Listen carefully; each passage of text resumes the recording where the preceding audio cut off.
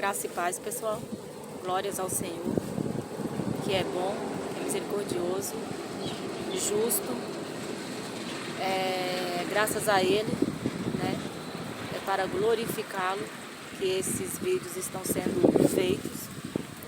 E mais um vídeo vai ficar aqui registrado, um vídeo com muito conteúdo, riquíssimo, porque o conteúdo e a base de compreensão é pelo Espírito, mas a leitura é bíblica. Todas as respostas que buscarmos, né, no sentido da questão humana do mundo, temos a palavra que nos dá, que nos esclarece. Então, que Yeshua opere grandemente como tem operado, dando o discernimento, né? Que assim o Pai seja glorificado em todos. Hoje eu vou ler uma mensagem que fala sobre a justiça do Todo-Poderoso, também a questão da impiedade, da contrapartida à injustiça humana, relatada na palavra e também na história humana, né?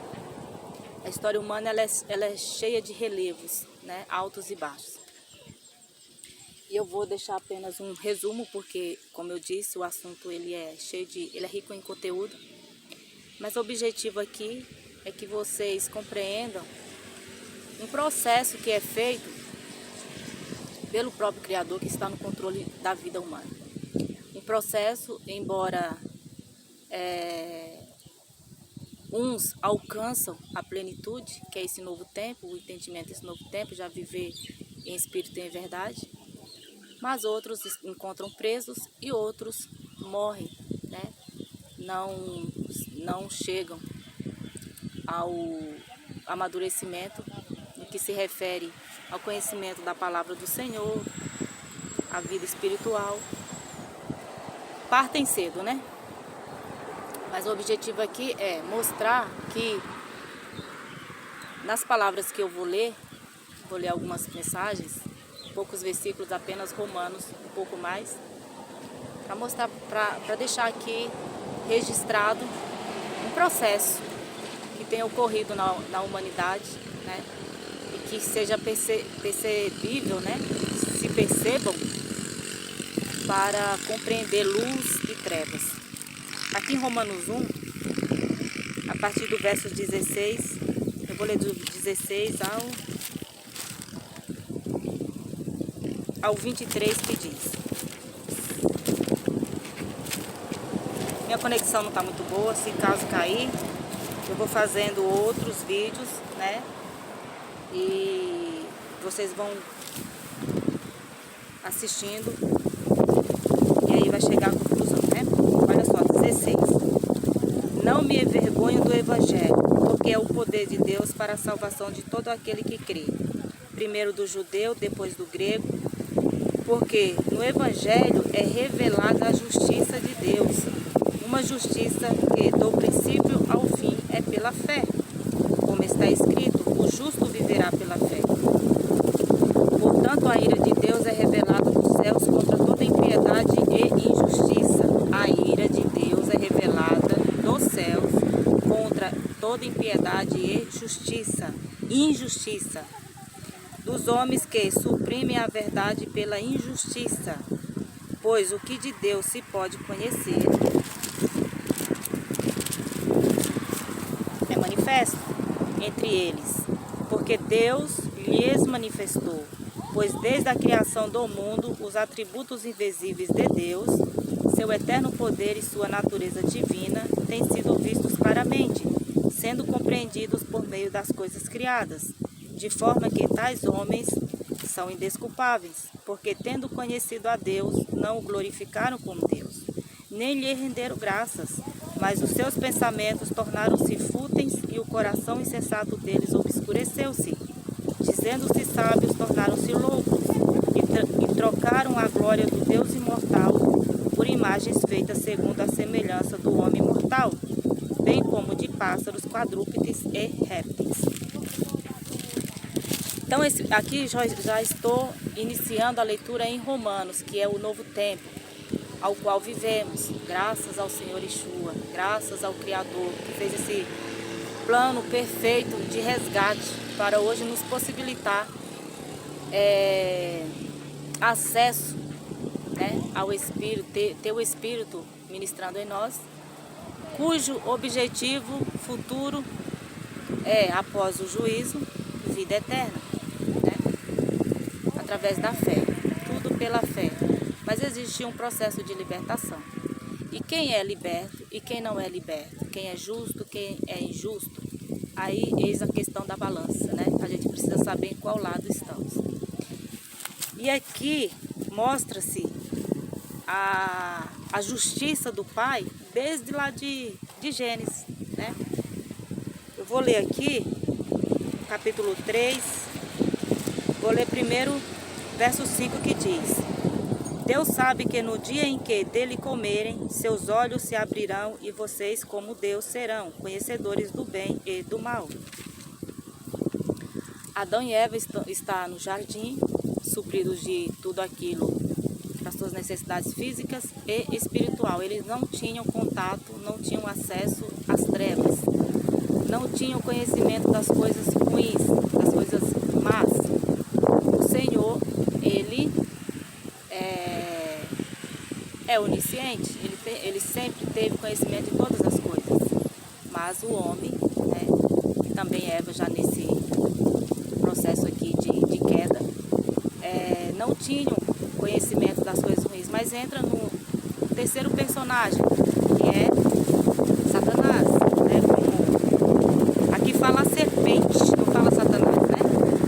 A serpente, ela induz a mulher, né, colocando aquilo que o fez cair, né, e sair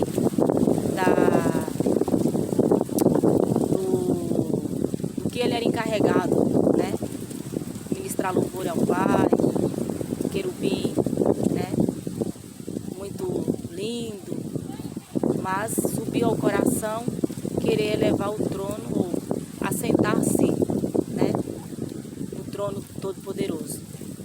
E aqui do mesmo jeito, se vocês observaram, a proposta maliciosa da serpente é ser como Deus. Olha aqui. Seus olhos se abrirão e vocês como Deus serão. Na questão do conhecimento, né? Não é possível. Hoje nós temos conhecimento do bem e do mal, mas a onisciência pertence ao Todo-Poderoso. Caíram, né? Resumindo, caíram. E o que ocorreu com eles foi isso aqui, ó. Versos 22. A partir do versos 22 diz: Então disse o Senhor Deus: Agora o homem se tornou como um de nós. Como um de nós, né? Não é como Deus, é como um de nós. Conhecendo o bem e o mal. Não se deve, pois, permitir que ele tome também do fruto da árvore da vida e coma, e viva para sempre. Porque a árvore da vida, ela nos dá a vida eterna, né?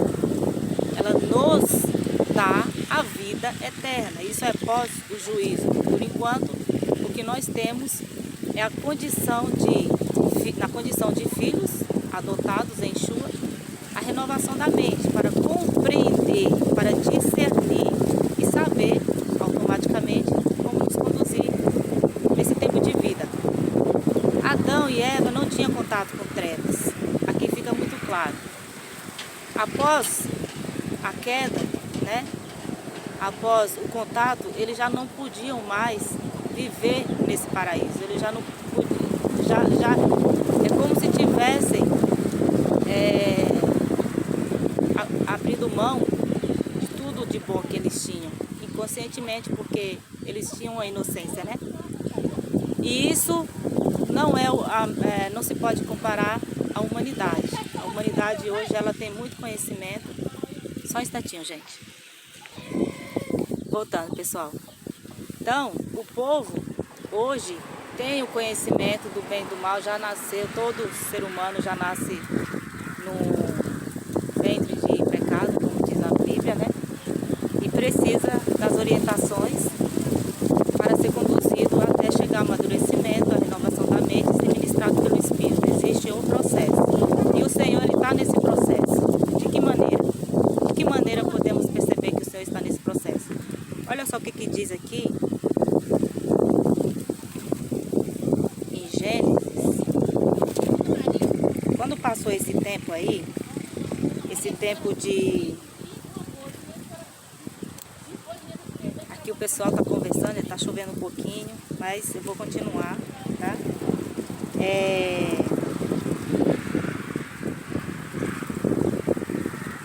Aqui, ó, em relação à queda.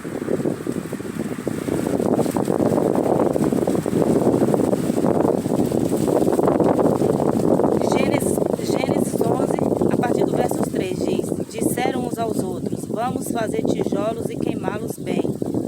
Usavam tijolos em lugar de pedras e piche em lugar de argamassa. Olha só, aqui a mente espiritual possibilita entender que ao invés de buscarem no Senhor o modo certo de viver, eles estavam construindo uma torre de acordo com o que eles julgavam seguro, né?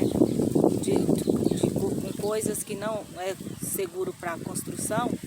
Mas aqui o objetivo da mensagem passa o entendimento que eles estavam tomando decisões entre eles, né? O Senhor não estava nesse negócio, né? Melhor dizer assim. E por quê? Porque existe, se você ler todo o capítulo, aqui o Senhor diz, ó, no verso 5, o Senhor desceu para ver a cidade e a torre que os homens estavam construindo. E disse o Senhor, eles são um só povo e falam uma só língua, e começaram a construir isso. Em breve nada poderá impedir o que planejam fazer. O Senhor, onisciente, já sabia o que eles tinham em mente, né? Já tinha conhecimento de todos os tempos, cujo objetivo, se você continuar lendo, é ver que o homem buscou viver de forma contrária aos princípios do Senhor. E nisso foi manifesto, eu estou lendo essa mensagem para falar para vocês, foi manifesto em várias situações a ira do Pai, interrompendo os objetivos desses tais homens. Mas aqui, já pulando, né, é interessante buscar, meditar nessas passagens todas, para saber, né, qual foi o povo que viveu pela direção do Pai e quais foram os rebeldes, né? Aqui em 1 Reis,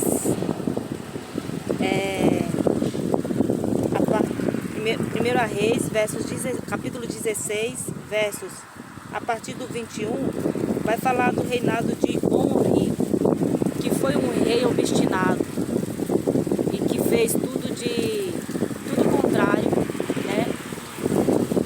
Fez tudo contrário aqui, ó. Fez, aqui no verso 33 diz, fez também um poste sagrado. Ele provocou a ira do Senhor, o Deus de Israel, mais do que todos os reis de Israel antes dele. Então ele fez tudo contrário ao que o Senhor, né, assim queria que a humanidade fizesse, né, tivesse esse segmento. Então, por conta desses rebeldes, desses obstinados, muitos rebeldes nascem, né? Muitos rebeldes seguem essas orientações. E esses postes sagrados é algo que deixa o Criador irado, porque tem toda uma representação idólatra. E qual era o objetivo desses postes sagrados? Aqui é 1 Reis, volto a dizer, capítulo 16, vale a pena ler todo. Eu li apenas o verso 33. Agora, 2 Reis, 2 Reis, deixa eu ler aqui um pouquinho, gente, perdi. 2 Reis 18, 3 ao 4. 18, 3 ao 4 diz: ele fez o que o Senhor aprova. Quem? Ezequiel, o reinado de Ezequias, desculpa. O reinado de Ezequias. ele fez o que o Senhor aprova, tal como tinha feito Davi,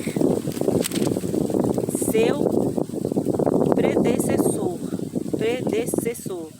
Removeu os altares idólatras, quebrou as colunas sagradas e derrubou os postes sagrados.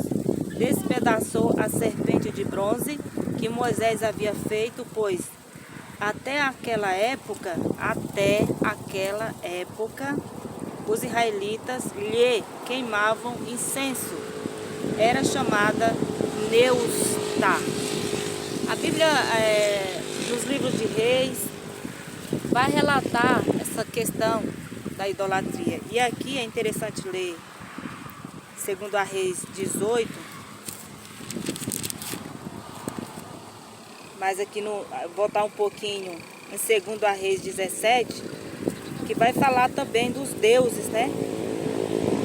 Dos deuses que era Sucote-Benote. Esse deus Sucote-Benote era da Babilônia, o de Cuta, Nergal, o de Ramate,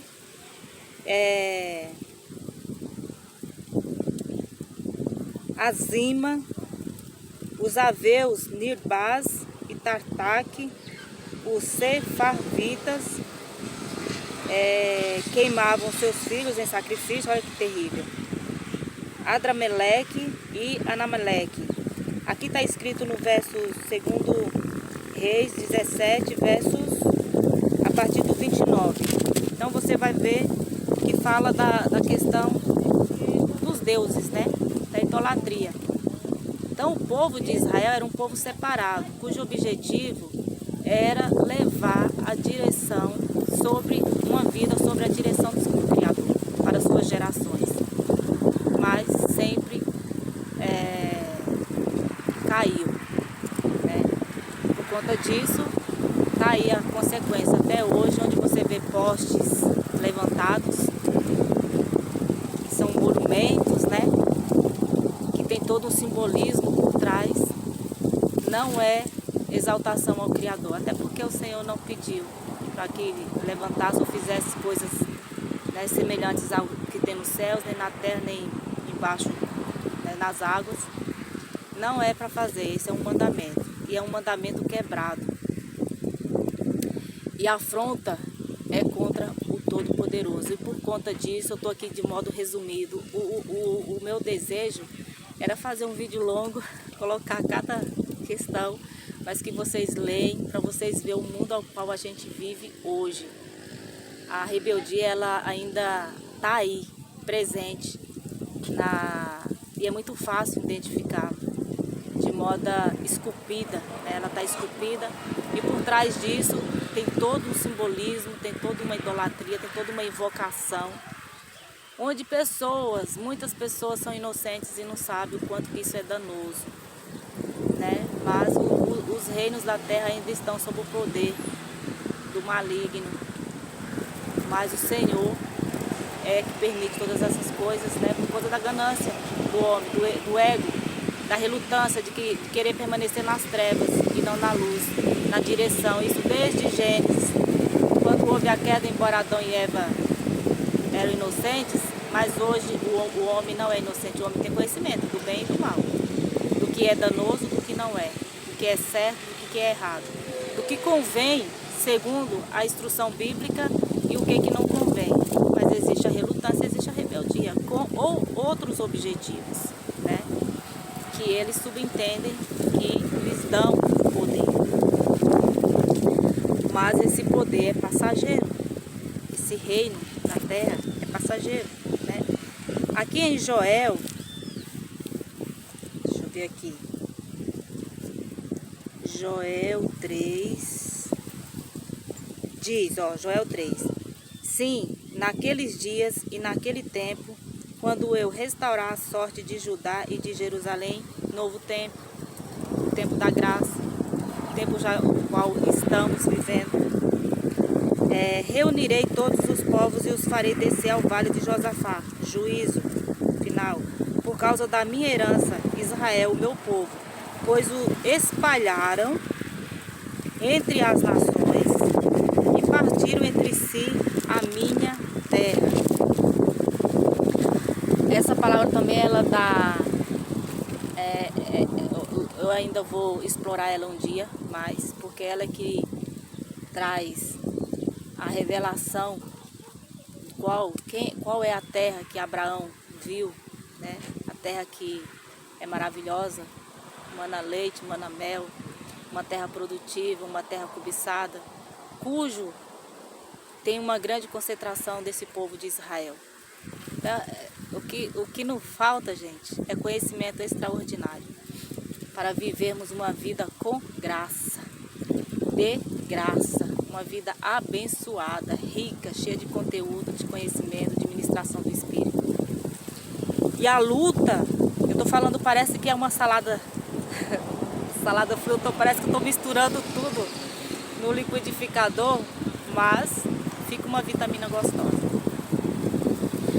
Porque o intuito aqui é trazer a vocês o desejo de buscar entender mais sobre a justiça do Pai, sobre a impiedade e a ira do Senhor contra essas pessoas impiedosas, que exaltam as trevas e que mantêm o número o qual não é alinhado a eles como subordinados na questão de dar riquezas a eles.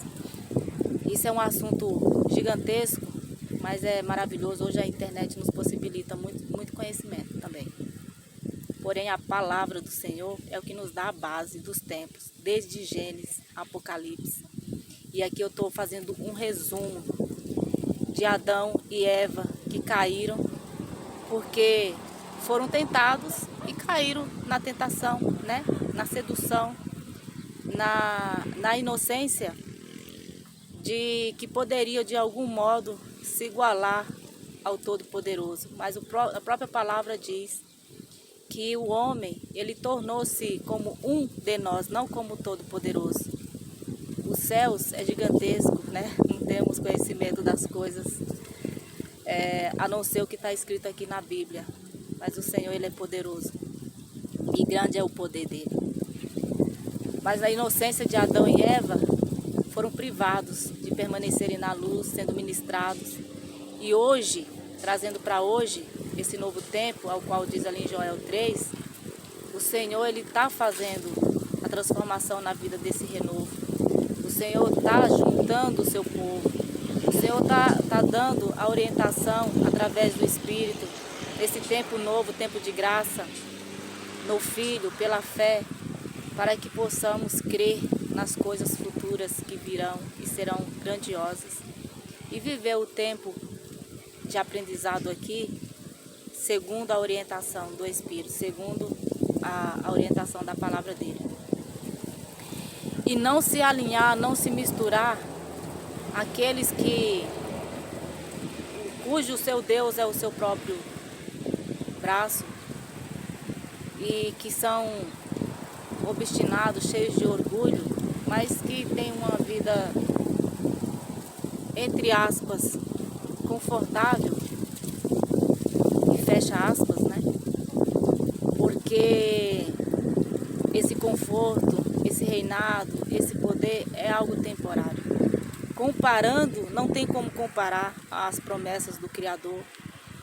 A partir do momento que tivermos acesso à árvore da vida, que é encontrar com o nosso Salvador Yeshua, isso daria outra mensagem, é viver em outra condição, com um corpo incorruptível, como diz a própria palavra nos evangelhos, um corpo que não se corrompe, um corpo que não terá mais dor, tristeza, como diz Isaías, um novo tempo, onde a criança vai brincar com o leão, não vai ser mais ferida pela serpente,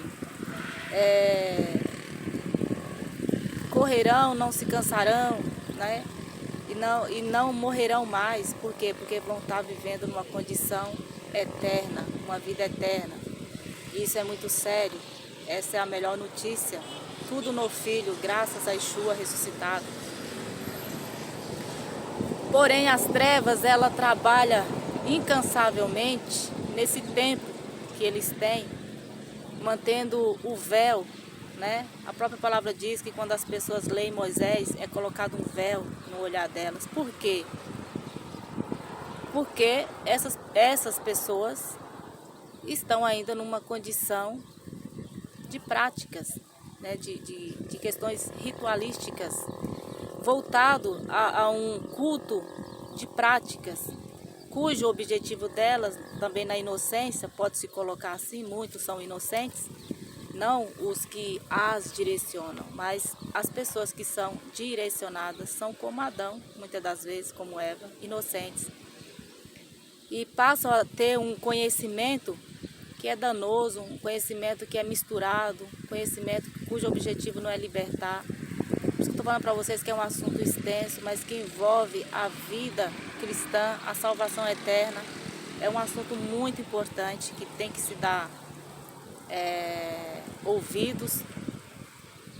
E essas pessoas estão sendo alimentadas desta forma, estão sendo embriagadas, né, como diz Oséias 4, os sacerdotes, né? A irresponsabilidade dos sacerdotes, é só ler Oséias 4, é só ler a inutilidade das religiões lá em Jeremias, Jeremias, capítulo 7, 8, até o 9, fala a visão do Senhor a respeito dessas questões ritualísticas.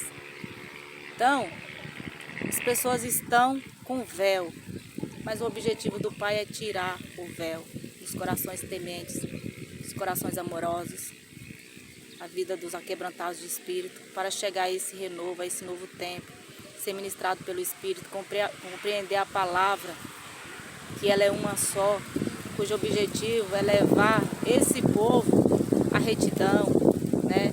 A ser um sacrifício vivo diário, dando testemunho de vida, um bom testemunho, sem se cansar, mas com uma perseverança, com um sentimento. A perseverança tem que ser acompanhada com um sentimento de alegria, né? de felicidade de ser ministrado pelo Espírito. Deste modo, vamos compreender onde que está as trevas, onde que elas se revelam, onde que está as homenagens às trevas e não se alinhar, não se misturar. Vamos compreender que o Evangelho, primeira mensagem a qual eu li, vou ler novamente, em Romanos 1, vou ler só o verso, que diz aqui, ó, eu vou ler o 16 e o 17. Não me envergonho do Evangelho, porque é o poder de Deus para a salvação de todo aquele que crê, primeiro do judeu, depois do grego. Por quê? Porque o Senhor não faz acepção de nacionalidade, de título, né, religioso. O Senhor vê coração, o Senhor sonda a mente, o Senhor liberta o ser humano. Porque no Evangelho é revelada a justiça de Deus, uma justiça que do princípio ao fim é pela fé, como está escrito, o justo viverá pela fé. Então o objetivo é esse, levar as pessoas a viverem pela fé, a crerem na palavra do Criador que é poderosa, a serem ministrados por esse Espírito poderoso, a viver numa condição de filho por adoção, que não tem em momento algum nenhum tipo de pretensão de barganhar com a palavra do Pai, né? E muito menos se igualar ao Todo-Poderoso. Esse é um sentimento medíocre de alguém que não tem ministração do Espírito. E se for explorar essa questão de querer ser como Deus, ela se inicia de um modo muito silencioso, quando as pessoas querem tomar partido de si, querem ter poder sobre a vida dos outros, querem determinar se pode, se um estadista, se o país tem que aceitar uma lei absurda que é contra a própria vida, a questão do aborto. Isso é o absurdo, é o ápice do absurdo, porque vai contra a muitos princípios, né? Então são coisas assim que, se a maioria é contra, ainda que fosse a metade contra, jamais, no que se refere toda a população, jamais pode se cogitar a possibilidade de uma lei como essa ser aprovada. Existe hoje, vivemos num tempo hoje, onde muita coisa ruim é aprovado contra o cidadão de bem, contra a palavra do Senhor. E nós, essa geração de conhecimento, temos que nos atentar a isso, ter conhecimento de tais coisas, porque é bíblico que exponhamos as trevas, mas com sabedoria e conhecimento. Aqui não se trata de julgamento, se trata de expor, de obedecer à ordem do Senhor. Porque se você é um cristão desse novo tempo, com a mente renovada, você sabe da sua responsabilidade. E o Senhor nos instrui a tudo na vida. Então, o vídeo já está longo, já está 30 minutos, embora poderia falar mais coisas. Mas leiam primeiro Romanos 1 e a partir daí, deixa o Espírito ministrar em vocês, para que vocês compreendam o objetivo dessas imagens de homem, da idolatria, de quadrúpedes e répteis. Qual é o sentido de invocação a esse tipo de deuses que nada pode fazer por essas pessoas, a não ser mantê-las nas trevas? Daí você vai ver o tempo, né? Desde Adão, o motivo da queda. Por que que o Senhor manifestou e manifesta a ira dele, sempre com o zelo, com o número que o ama, com o número que ama o próximo, com o número que ama a justiça, a verdade. Com esse grande número, graças a ele, que está com a verdade nos lábios, né? Eu hoje mesmo, aconselhando uma pessoa, eu disse, a verdade tem que estar sempre nos nossos lábios, mas tenha ciência de que quando você fala a verdade para quem ama a verdade, é uma bênção, mas quando você fala da verdade, da justiça para quem a odeia, é um insulto. E a própria palavra do Senhor nos instrui a isso. Desta maneira, a gente não vai ficar sofrendo, se decepcionando, apenas conhecendo, né, os ambientes, conhecendo as pessoas e tendo sempre a clareza, a convicção de que vale muito a pena viver com a mente discernindo a palavra do Senhor, sendo ministrado pelo Espírito, para não se corromper ou achar bonito as invocações das trevas que estão presentes, né? Estão sendo exaltadas em vários lugares, mas se manter firme, né? Com a justiça, com a verdade e defendendo, medindo força, juntando força com aqueles que de tal modo amam a verdade também, amam a justiça, tá bom? Então que o amor e a graça do Pai mantenham na vida de vocês, ministrando, dando entendimento desse novo tempo da graça, e que o Pai tenha misericórdia da humanidade, que a misericórdia do Senhor seja manifesta na renovação da mente das pessoas, para que esse número cresça, seja crescente, porque o objetivo dele é tornar tudo novo para o bem do seu povo. E essa tem que ser a nossa vontade também, no Senhor Yeshua.